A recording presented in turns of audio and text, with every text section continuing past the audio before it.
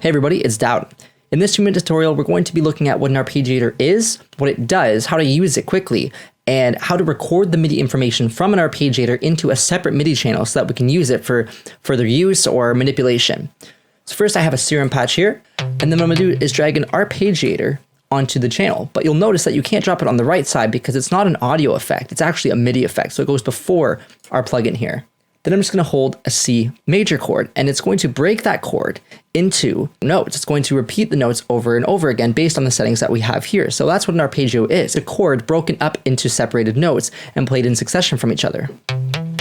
So I'm holding the C major chord. You can change the style.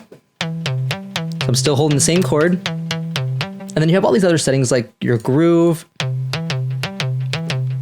retrigger, and there's transposition. So even though I'm holding a major chord, if I change it to minor, it's going to change that chord progression into a minor chord based on the transposition setting that I have here. You can also change the key, and the steps are kind of like octaves.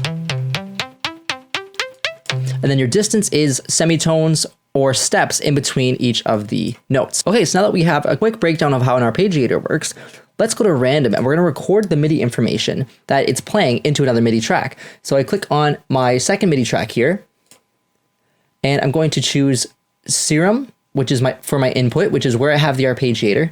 And then I'm going to change the monitor from auto to in.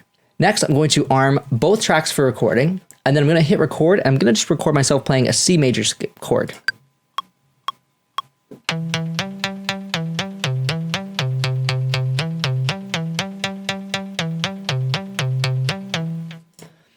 As you can see, we have information on 2 MIDI tracks. We have the chord that I played recorded, and then we also have the arpeggiated MIDI information. So this is what the arpeggiator changed this chord into based on the settings that we have in the actual arpeggio. So this is a great way to actually understand what the arpeggio is doing, and it's really good for laying down some arpeggios and being able to manipulate them further inside your piano roll based on either the envelope settings or the notes themselves. If you enjoyed the video, make sure to give it a thumbs up, and if you're new to the channel, make sure to subscribe so you can get more videos like this one.